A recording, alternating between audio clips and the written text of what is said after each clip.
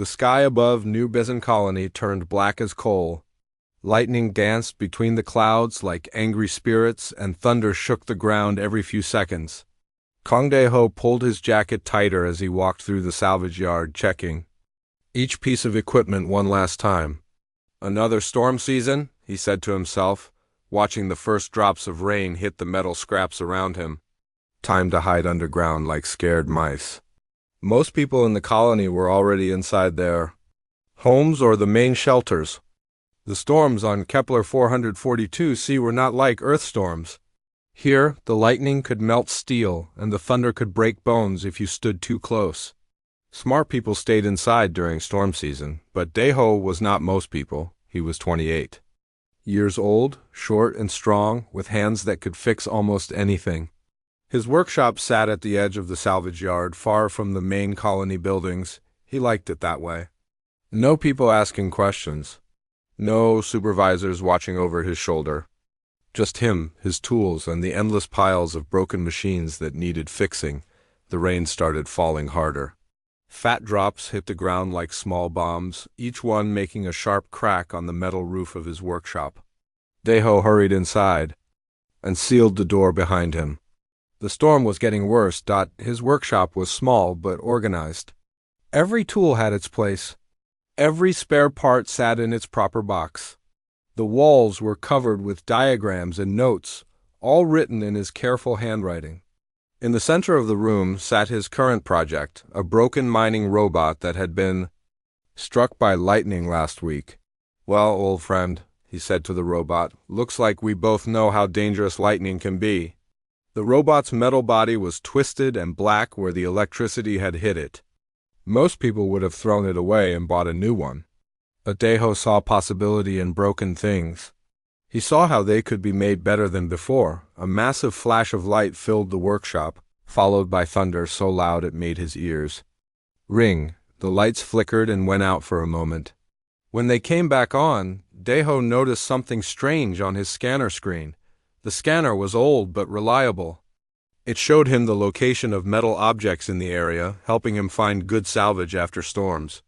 But now it was showing something he had never seen before. A large metal object was moving through the sky, and it was falling fast. "What in the world?" he said, adjusting the scanner settings. The object was big, much bigger than any ship from the colony. It was also moving in a strange pattern, like it was trying to control its fall, but failing. Another flash of lightning lit up the sky, and for just a moment, Dae-ho could see it with his own eyes. It was a ship, but not like any human ship he had ever seen. The shape was wrong, too smooth, too organic. It looked almost alive as it twisted through the air, trying to avoid the worst of the lightning strikes. Then it disappeared behind the rocky hills that surrounded the colony. Dae-ho stared at his scanner. The object had crashed about 5 kilometers away in the Crystal Canyon area where no one ever went. The scanner showed that it was still there, still intact, but not moving anymore. He should report this to Park So-min, the colony administrator. She would want to know about any crashed ships. But something made him stop. Maybe it was curiosity. Maybe it was the way the ship had looked almost alive as it fell. Or maybe it was just his nature to investigate broken things. He looked outside. The storm was still raging, but it was not as bad as it could be. His hover truck was built for rough weather, and he had driven through worse storms before. The Crystal Canyons were dangerous, but he knew the paths well from his salvage runs. "This is probably a stupid idea," he said to himself as he gathered his emergency kit. "But I have had worse ideas." He loaded his truck with basic tools, a portable scanner, and emergency medical supplies. He also grabbed his heavy weather suit, a thick, insulated outfit that could protect him from lightning strikes. It was not perfect protection, but it was better than nothing. The drive to the crash site took 40 minutes. The hover truck bounced and shook as wind tried to push it off course. Lightning struck the ground around him several times, each flash making him jump. But the truck systems held steady, and soon he was climbing into the Crystal Canyons. The crystals here were beautiful but dangerous. They grew in strange shapes and reflected light in ways that could blind you. During storms, they also conducted electricity, turning the whole area into a giant lightning rod. Most people avoided the canyons even in good weather, but Daeho had always been good at avoiding danger while still getting the job done.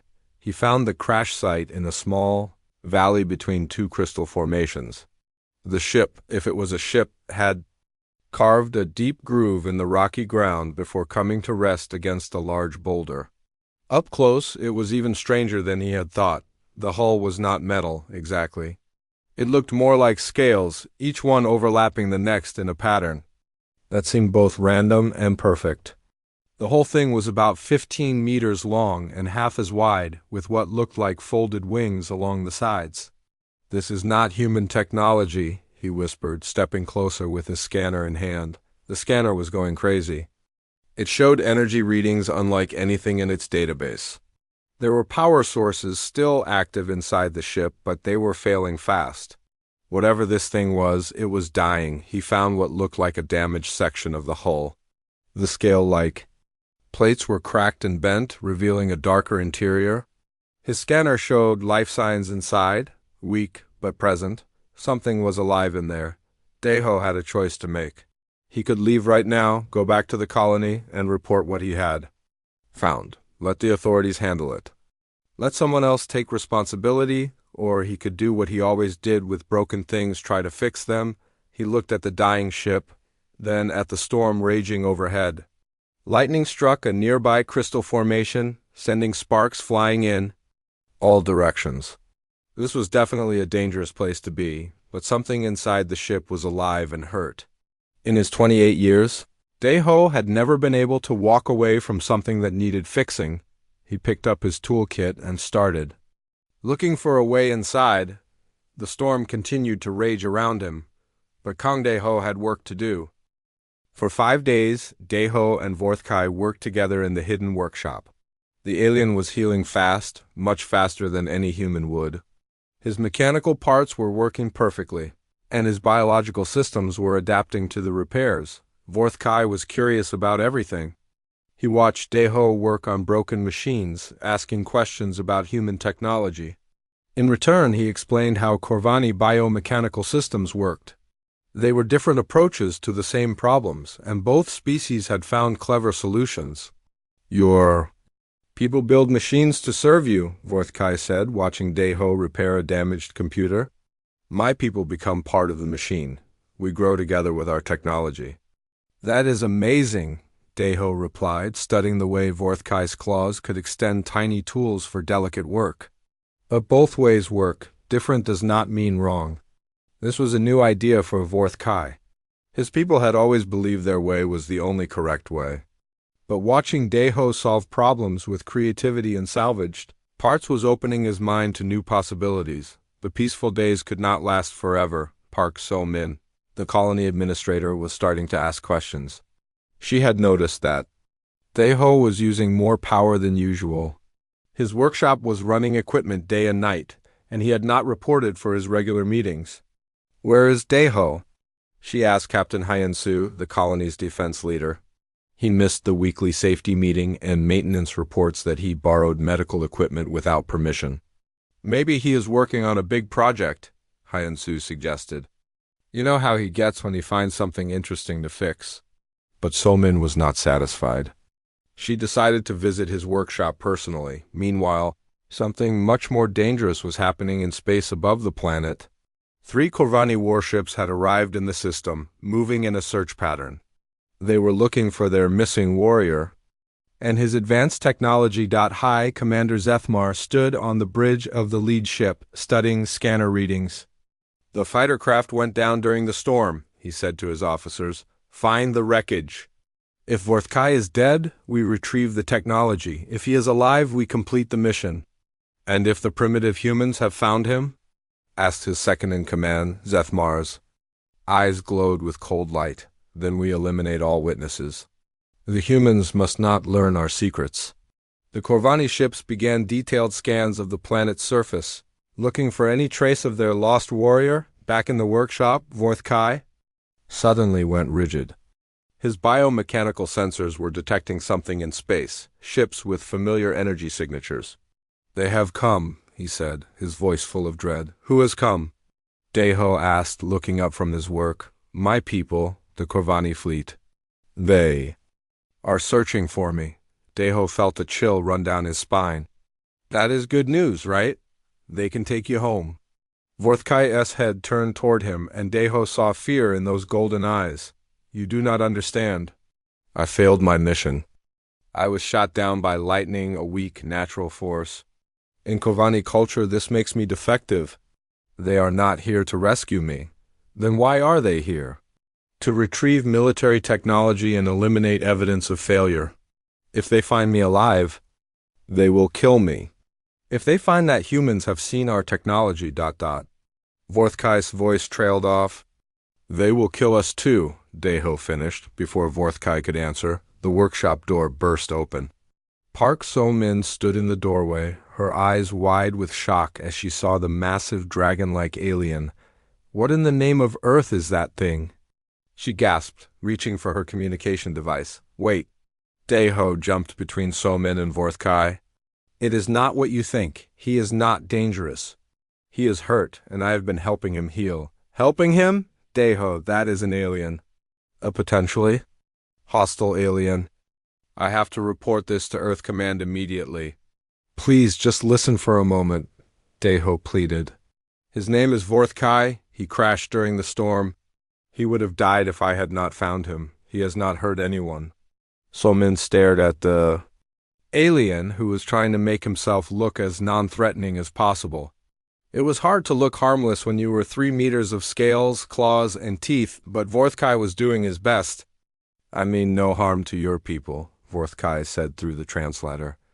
Deho saved my life. I am in his debt. So-min nearly dropped her communicator. It talks. It speaks Korean. The translator makes it possible, Deho explained quickly. So-min, we need to call Dr. Lee Tae-woo. He needs to see this. The medical possibilities alone are incredible. Medical possibilities? Deho, this is a first contact situation. This is way beyond medical research. Actually, Vorthkai said, quietly, it may be beyond all of that. My people are here, and they will not be pleased to find me alive among humans. So-min looked confused. Your people? That is good news, is it not? They can take you home. My people do not rescue failures, Vorthkai explained. They eliminate them. And anyone who has seen our technology. The color drained from So-min's face. Are you saying your people will attack us? If High Commander Zethmar finds me here, yes. He will destroy this colony to protect Corvani secrets. So-min sat down heavily in a nearby chair. How many ships? At least 3, probably more. Your colony's defenses will not be enough. We have to evacuate, So-min said, reaching for her communicator again. Where will you go? Vorthkai asked. My people will scan the entire system. They will find you wherever you hide. Deho had been listening to this conversation with growing alarm. There has to be another way. We cannot just give up. What do you suggest? So-min asked. I do not know yet. But I fixed Vorthkai when everyone would have said it was impossible. Maybe we can fix this too. This is not a broken machine, Deho. This is a military situation. Everything is a problem that needs solving, Deho said stubbornly. We just need to think like engineers instead of like soldiers. At that moment, Dr. Lee Tae-woo arrived at the workshop. So-min had sent him a message to come immediately. He stopped in the doorway, staring at Vorthkai with amazement. Incredible, he breathed. The biomechanical integration is perfect. How is this possible? Doctor, we have bigger problems than medical curiosity, So-min said. This aliens people are in orbit, and they want to kill us all. Dr. Lee looked shocked. Kill us? Why? Because we have seen their technology, Vorthkai explained. Because I am defective for being shot down by lightning. Because my people believe that strength comes from domination, not cooperation. That is insane, Dr. Lee said. You were struck by lightning. That is not a sign of weakness. That is just bad luck. Try explaining that to High Commander Zethmar. Vorthkai said sadly. Captain Hyun-su's voice came over So-min's communicator. Administrator, we have a problem. 3 unknown ships have entered the system and are moving toward the planet. They are not responding to our communications. Somin looked at Vorthkai, who nodded grimly. It begins. What do we do? Dr. Lee asked. Deho looked at his new friend, then at the 3 humans who had become involved in this dangerous situation. We do what humans do best. We solve the problem. How? Somin asked. I do not know yet, Deho admitted. But I have never met a problem I could not fix if I had the right tools and enough time. We may not have much time, Vorthkai warned. Zethmar is not patient. He will begin orbital scans within hours. Outside, the first Korvani ship appeared in the sky like a dark star, moving slowly across the horizon. The hunt had begun. Then we better get started, Deho said, picking up his tools. We have work to do. Getting inside the crashed ship was harder than Deho expected. The scale-like hull was tough, and his tools kept slipping on the smooth surface. Lightning continued to strike around him, making the crystal formations glow like giant lamps. Each flash reminded him how dangerous this place was. Finally, he found a crack big enough to squeeze through. The opening was tight, but Deho was used to crawling into small spaces to fix things. He pushed his tool bag through first, then followed it into the dark interior of the ship. The inside was nothing like a human ship. The walls curved in strange ways, and everything seemed to be made from the same scale-like material. But what caught his attention was not the alien design. It was the creature lying in the center of the main chamber. "Oh my God," he whispered, pointing his flashlight at the being. It was huge, at least 3 meters long from nose to tail. Its body was covered in scales that shifted color in the light, going from deep blue to silver to black. It had 4 legs, each ending in claws that looked like they could tear through steel. Along its back were what looked like folded wings, torn and bleeding where they had been damaged in the crash, but the most striking thing was its head. It was dragon-like with intelligent eyes that were currently closed. Even unconscious, the creature looked powerful and dangerous. Deho should have been scared. Any normal person would have run away screaming. But all he could see was something that was hurt and dying. His scanner confirmed what his eyes told him. The creature's life signs were weak and getting weaker. Several of its organs were failing, and there was internal bleeding. Without help, it would be dead within hours. "You are in bad shape, friend," he said softly, even though he knew it could not hear him. "But maybe I can help." The next few hours were the hardest work of Deho's life. Using his portable medical scanner, he mapped the creature's internal systems. They were unlike anything he had ever seen, part biological, part mechanical. The creature had artificial organs mixed with natural ones, and its blood flowed through both veins and synthetic tubes. It was like someone had built a living machine or taught a machine to be alive. Working carefully, Deho began emergency repairs. He used his welding torch to seal damaged synthetic blood vessels. He connected his portable power supply to the creature's failing mechanical organs. He even managed to set the broken wing bones using materials from his toolkit. The work was delicate and dangerous. One wrong move could kill the creature instantly. But Deho had steady hands and a patient mind. He worked through the night, stopping only when lightning strikes got too close to the ship. By morning, the creature was stable, but still unconscious. Deho knew he could not leave it here. The crystal canyons were too dangerous, and the creature needed more care than he could give in the crashed ship. Getting the creature to his workshop was another challenge. It was too big and heavy to fit in his hover truck. But Deho was good at solving problems. He rigged up a portable life support system and built a makeshift stretcher using parts from the alien ship. The journey back to the colony took all day. He had to stop several times to check the creature's condition and adjust the life support systems. By the time he reached his workshop, Deho was exhausted but determined. His workshop was not designed to hold a 3-meter dragon-like alien, but Deho made it work. He cleared out the center of the room and set up a proper medical station, using equipment borrowed from the colony's medical bay. No one would miss it for a few days. For the next 2 days, Deho worked around the clock. He learned more about the creature's biology, figuring out how its mechanical and biological parts worked together. It was incredible engineering, far beyond anything humans had ever achieved. On the third day, the creature opened its eyes. Deho was adjusting one of the life support machines when he felt someone watching him. He turned around and found himself staring into two large, intelligent eyes that glowed with a soft golden light. The creature tried to move, then stopped when it realized it was connected to several machines. Its head turned to look at Deho, and for a moment neither of them moved. "Hello?" Deho said softly. "I am Deho. I found you crashed in the canyon. You were hurt, so I brought you here to help you get better." The creature's eyes narrowed. It made a sound that was part growl, part something else.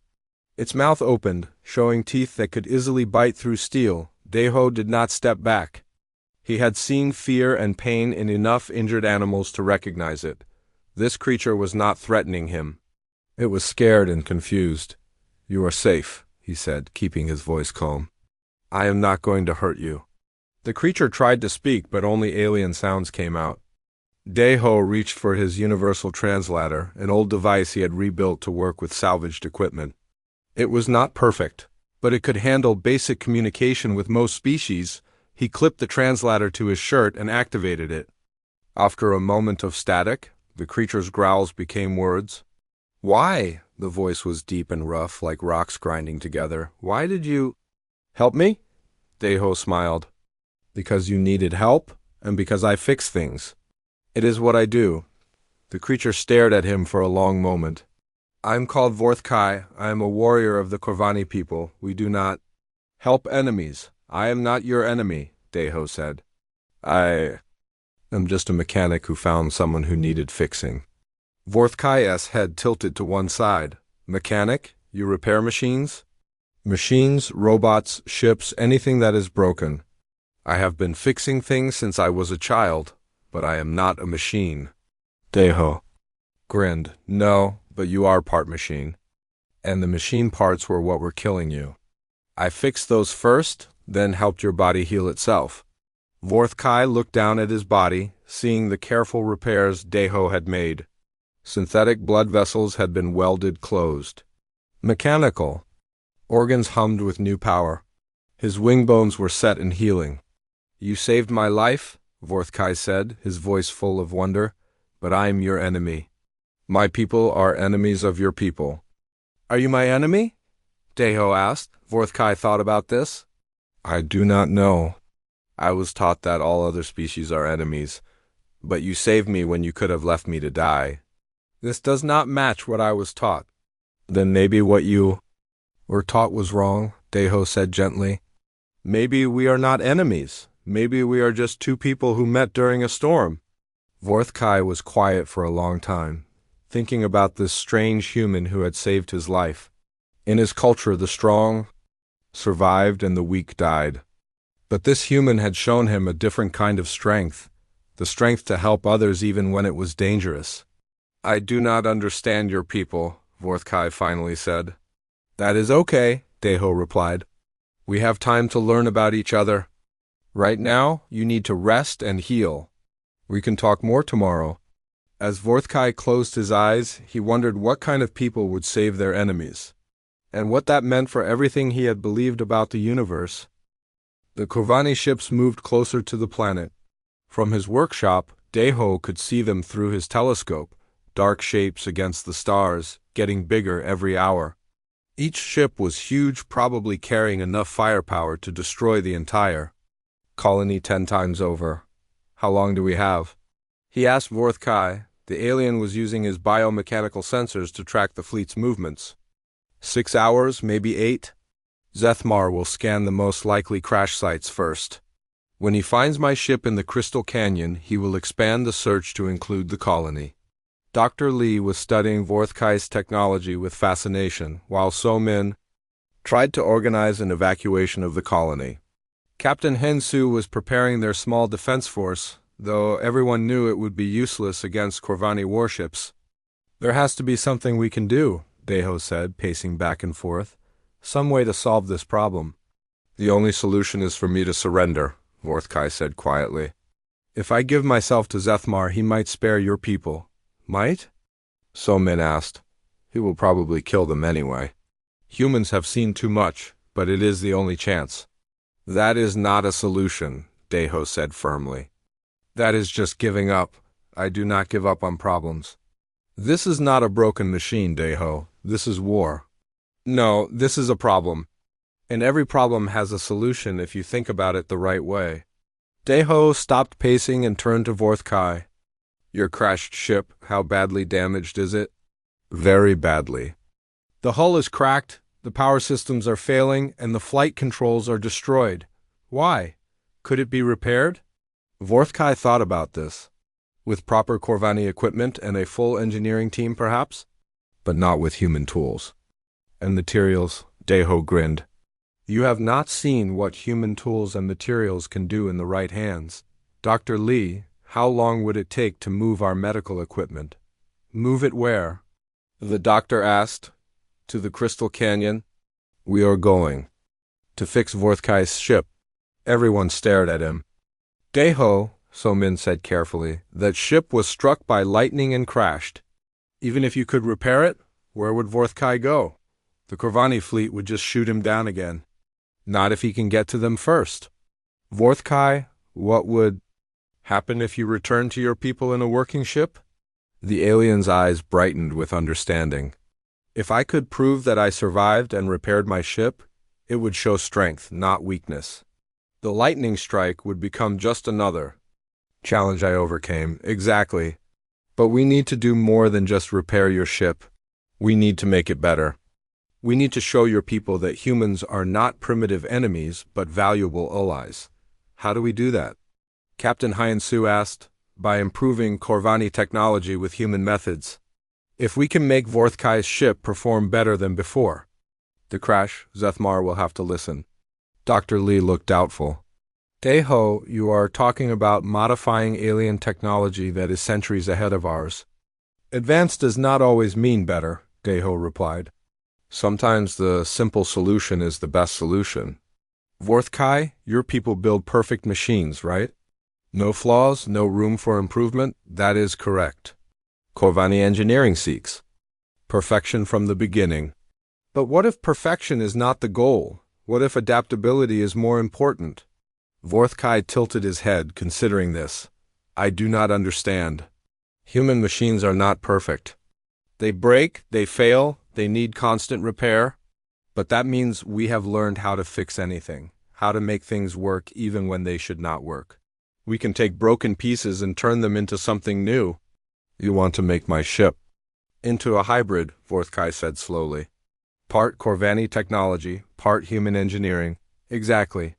If it works, your people will want to learn how we did it. If it does not work, double quotes, Deho shrugged. Then we are no worse off than we are now. So Min looked around the room. This is completely insane. You want to take our best engineer into a dangerous area while alien warships are scanning the planet, just so he can try to fix a crashed ship with salvage parts? Yes, Deho said simply. I will not authorize this mission. It is too dangerous. Then I will go without authorization, Deho said. Vorthkai saved my life by trusting me when his people taught him humans were enemies. Now I have to save his life by showing his people what humans can really do. Vorthkai stood up, his massive form filling the workshop. I cannot ask you to risk your life for me. You are not asking, I am choosing.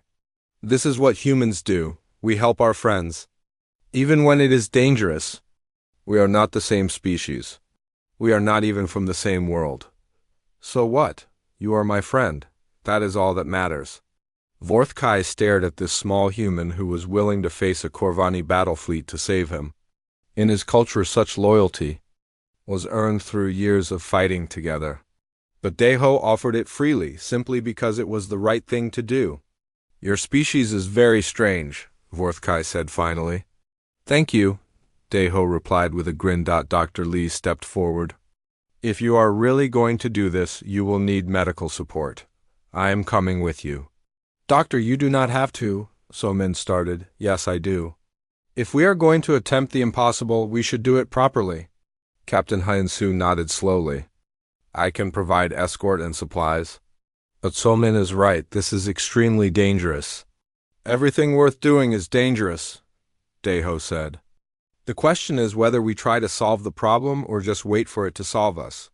Somin looked at the determined faces around her and sighed. Fine, but I want hourly reports, and at the first sign that this plan is not working, you come back immediately. Agreed, Deho said. Vorthkai, can you guide us back to your ship? Yes, but Deho, you should know, even if we repair my ship, there is no guarantee that Zethmar will listen. He may simply destroy us all anyway. Maybe, but at least we will have tried. And maybe, just maybe, we will surprise him. They spent the next hour gathering equipment and loading it into Deho's hover truck and 2 additional vehicles from the colony. Tools, spare parts, medical equipment, and portable power supplies filled every available space dot. As they prepared to leave, Vorthkai pulled Deho aside. Why are you really doing this? Not just to save me, you could evacuate the colony and escape. Why risk everything on such a dangerous plan? Deho thought about this. Because fixing things is who I am. When I see something broken, I have to try to repair it. Your ship is broken. The relationship between our peoples is broken. Maybe if I can fix one, I can fix the other, and if you cannot, then at least I will know I tried. That is all anyone can do. Try their best and hope it is enough. Vorthkai nodded slowly. In his warrior culture, honor came from victory in battle. But this human showed him a different kind of honor, the courage to attempt the impossible simply because it was right. As they drove toward the crystal canyons, the Kravani ships continued their slow approach. Soon Zethmar would find the crash site. Soon he would begin scanning for survivors, but in the back of the hover truck, surrounded by human tools and salvaged parts, Deho was already planning how to turn a broken Corvani fighter into something that had never existed before. A bridge between 2 worlds, the race against time had begun. The work at the crash site was harder than Deho had expected. Vorthkai's ship was damaged worse than it had looked from the outside. The power core was cracked, the flight systems were melted, and half of the biomechanical interfaces were completely destroyed. This is impossible, Dr. Lee said, looking at the twisted metal and organic components. How can we repair something when we do not even understand how it works? We do not need to understand everything, Deho replied, crawling deeper into the ship with his tools. We just need to understand enough. For 6 hours, they worked without stopping. Deho used his welding torch to repair the damaged hull while Vorthkai guided him through the complex biomechanical systems. Dr. Lee helped by creating new synthetic blood vessels, using medical tubing from the colony. The most challenging part was the power core. Corvani technology used a type of energy that human science did not fully understand. But Deho noticed that the patterns were similar to the power systems in mining equipment. It is like a fusion reactor, but biological, he said, studying the organic components. The living parts regulate the energy flow. Exactly, Vorthkai confirmed. But the regulator organisms were killed in the crash. Without them, the core will overload and explode. What if we use something else to regulate the flow? Deho asked. Something that can adapt and respond like a living system? He'd pulled out a computer processor from his spare parts. It was old and simple, but it was designed to handle multiple inputs and adjust outputs automatically. You want to use human technology to replace Corvani biology? Vorthkai asked, amazed. Why not? Both systems serve the same purpose. They control energy flow based on changing conditions.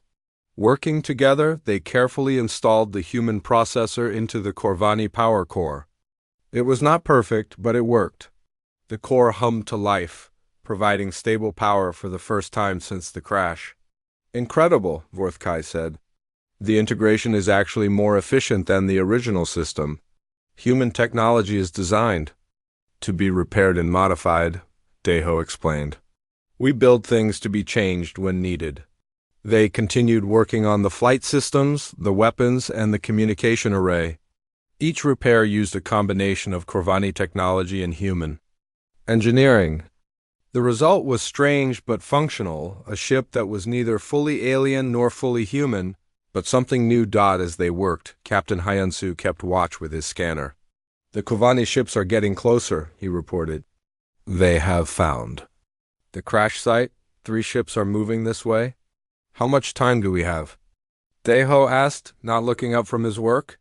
Maybe 30 minutes. That should be enough. Deho was connecting the last of the flight control systems. Vorthkai, try starting the engines. The ship trembled, then rose a few centimeters off the ground. The hybrid systems were working, but they sounded different from a normal Corvani ship. The engine noise was rougher, more mechanical, but also more powerful. It flies, Dr. Lee said with wonder. You actually did it. Now comes the hard part, Vorthkai said. I have to convince Zethmar not to destroy us all. Through the ship's communication system, they could hear Corvani voices speaking in their alien language. Vorthkai listened, translating for the humans. Zethmar has found the crash site. He is angry that my body is not here. He thinks the humans may have taken me prisoner. What will he do? Captain Hyansu asked. He will scan the entire area. When he finds us, he will demand that I surrender myself for execution. And then? Deho asked. Then he will destroy the colony to eliminate witnesses. Deho finished his final connection and stepped back. Not if we can help it. Vorthkai, are you ready to fly? As ready as I can be, but Deho, you cannot come with me. This ship only has life support for my species. I know. But you will not be going alone. We will be with you in here. Deho pointed to his heart. Everything we learned from each other, everything we built together, that comes with you?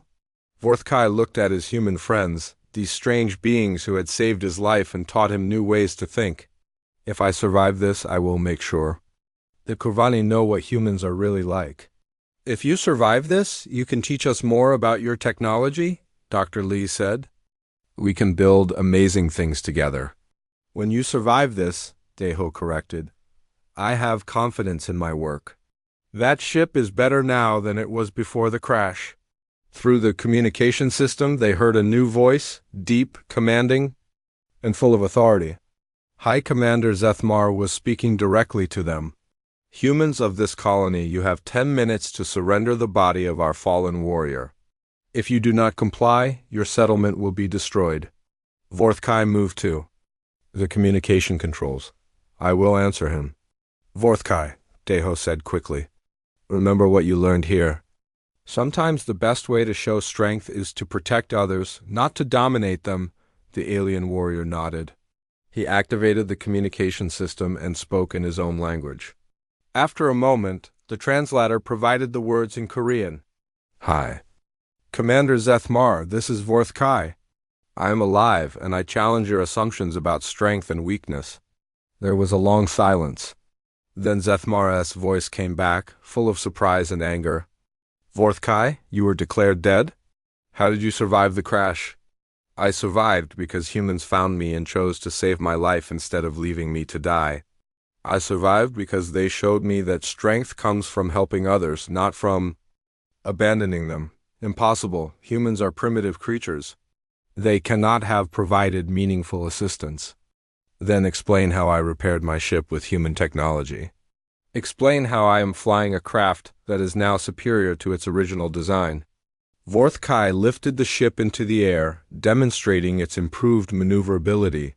The hybrid systems allowed for flight patterns that no pure Corvani ship could achieve. Zethmar's voice was filled with confusion. Your ship's energy signature is wrong. What have you done? I have learned that perfection is not the end of engineering. It is the beginning. The humans taught me that technology should grow and adapt, not remain static. You have contaminated Corvani technology with inferior human components. I have improved Corvani technology with superior human methods. And I invoke the right of challenge to prove it. Dr. Lee looked confused. What is the right of challenge? Ancient Corvani law, Captain Hyansu explained. Single combat between warriors to settle disputes. Exactly, Vorthkai said. If I win, Zethmar must accept that humans are valuable allies, not enemies to be destroyed. If I lose ... You will not lose, Deho said firmly. I have never built anything that did not work better than the original. Zethmar's voice came through the communication system again. Very well, Vorthkai. I accept your challenge. But know that when I defeat you, these humans will die for corrupting our technology. And when I defeat you, Vorthkai replied, you will learn that cooperation is stronger than domination. Vorthkai's ship rose higher into the sky, where 3 massive Corvani warships waited. The lead ship was twice the size of the others, marking it as Zethmar's command vessel. Good luck, Deho said through the communication system. I do not need luck, Vorthkai replied. I have something better. I have human engineering. The challenge began as Zethmar's personal fighter launched from the command ship. It was sleek, perfect, and designed for pure combat efficiency.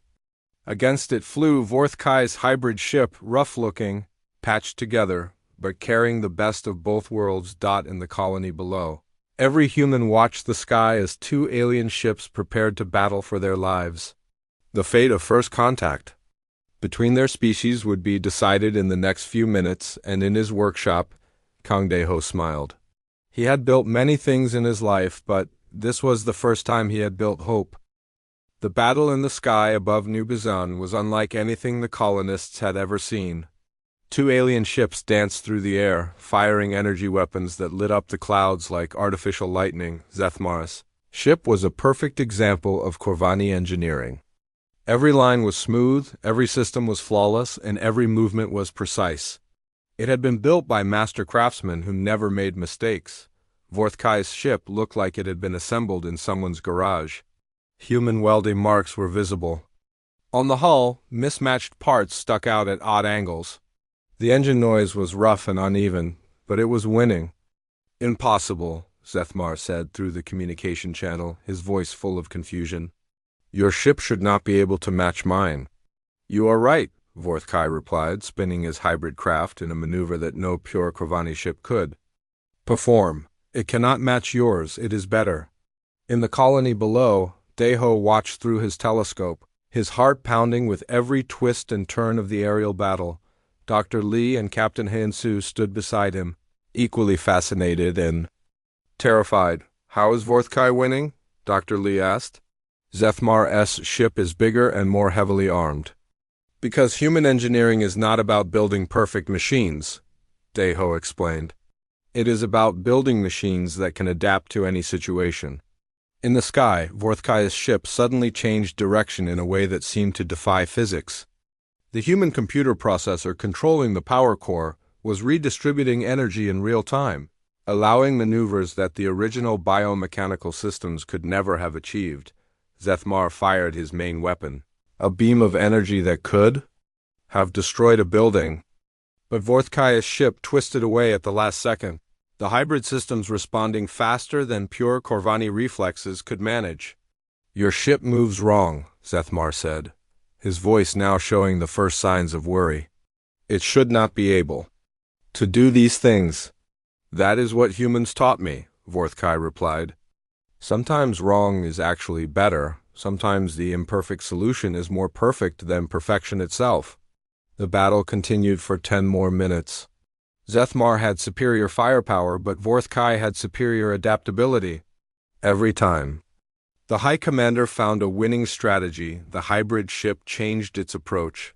Finally, Zethmar made a mistake. He assumed Vorthkai would follow standard Corvani battle tactics and positioned his ship accordingly. But Vorthkai had learned human improvisation. Instead of attacking where he was expected, he came from an impossible angle and disabled Zethmar's main weapon with a precise shot. Yield, Vorthkai said, holding his position where he could destroy the command ship with his next shot. There was a long silence. Then Zethmar's voice came through the communication system, quiet and thoughtful. I yield, but I do not understand. How did inferior technology defeat superior engineering? Because it is not inferior, Vorthkai explained. It is different. Human technology is designed to grow and change. Corvani technology is designed to be perfect from the beginning. Both approaches have value. Explain. Vorthkai's ship moved closer to the command vessel. High Commander, request permission to come aboard. I want to show you something. Granted. 20 minutes later, Zethmar stood in the docking bay of his own ship, staring at Vorthkai's hybrid craft. Up close, the modifications were even more obvious. Human components were integrated with Corvani systems in ways that should not have worked but clearly did. Show me, Zethmar said. Vorthkai opened the ship's access panels, revealing the internal systems. Here, the humans replaced our biomechanical power regulators with their computer processors. The result is more flexible energy distribution. Zethmar studied the modification. The efficiency is 17% higher than standard systems. Here, they replaced our rigid hull plating with flexible polymer sections. The ship can absorb more impact damage and requires fewer repairs. Interesting. And here, they improved our flight control systems by adding redundant pathways. If one system fails, the others compensate automatically. Zethmar examined each modification carefully. As a warrior, he appreciated superior engineering when he saw it. As a leader, he understood the implications. These humans, he said finally. They did this to help you? They saved my life when I was dying. They shared their knowledge freely. They risked their own safety to help me repair my ship, and they asked for nothing in return. Why? Because that is what humans do. They help others even when it is dangerous, even when those others are supposed to be enemies. Zethmar was quiet for a long time, thinking about this. In Corvani culture, such behavior would be seen as weakness, but the evidence of its strength was right in front of him. I wish to meet these humans, he said finally. That can be arranged. 2 hours later, High Commander Zethmar stood in Deho's workshop, his massive form filling the small space. The human mechanic looked tiny beside the alien commander, but he showed no fear. You are the one who repaired Vorthkai's ship? Zethmar asked through the translator. Yes, sir, Deho replied. Though Vorthkai did most of the hard work, I just provided tools and ideas. Show me how you achieve the power core modifications. 4. The next hour, Deho explained human engineering principles to the fascinated alien commander. Dr. Lee joined the discussion, sharing medical knowledge about biomechanical integration. Even Captain Hyensu contributed, explaining human manufacturing techniques. Remarkable, Zethmar said finally. Your species approaches problems from directions we never considered. This collaboration could benefit both our peoples greatly. Does this mean you will not destroy our colony? Park So-min asked hopefully. Destroy it? No, I wish to establish it as the first joint Corvani human research facility. There is much we can learn from each other. Vorthkai stepped forward. High Commander, I request permission to remain here as liaison between our species. Granted. Your experience with human cooperation will be valuable. And the other Corvani ships? Captain Hyensu asked. We'll return to our homeworld with news of this discovery. The Council of Commanders will want to send scientists and engineers to study human innovation methods, Deho grinned. We will need bigger workshops. 6 months later, New Bizen had grown into a bustling center of interspecies cooperation. Human engineers worked alongside Corvani biotechnicians, creating technologies that neither species could have developed alone. Deho's workshop had been expanded into a full research complex where teams of humans and Corvani tackled engineering challenges together. The hybrid approach was proving incredibly successful, leading to breakthroughs in energy production, medical technology, and space travel. Remember when you thought humans were primitive? Deho asked Vorthkai as they worked on their latest project, a new type of spacecraft that combined human adaptability with Corvani biomechanics. I remember when I thought strength came from domination, Vorthkai replied. Now I understand that true strength comes from cooperation. And I learned that sometimes the best solutions come from combining different approaches, Deho said. Your biomechanical knowledge taught me new ways to think about engineering problems. Through the workshop windows, they could see construction crews building new facilities. Human and Corvani workers labored side by side, using tools and techniques from both cultures. Children from the colony played with young Corvani, learning each other's languages and customs. You know, Deho said, putting down his tools for a moment, when I found you in that crashed ship, I thought I was just fixing another broken machine. What do you think now? I think I was fixing something much more important. I was fixing the space between our worlds. Vorthkai's golden eyes glowed with warmth, and I thought I was just another failed warrior waiting to die. Instead, I became the bridge between two species. Not bad for a lightning strike, huh? Not bad at all. My friend, not bad at all. As the two friends returned to their work, the sun set over New Bisan, casting long shadows across a colony that had become something neither species had imagined, a place where different worlds could meet, learn from each other, and build something better together. The lightning that had nearly killed Vorthkai had instead illuminated a path to a brighter future for both their peoples. And it had all started with one human mechanic who refused to walk away from something that needed fixing. In the end, Kong Daeho had been right. Everything was just a problem waiting for the right solution. Even the gap between the stars.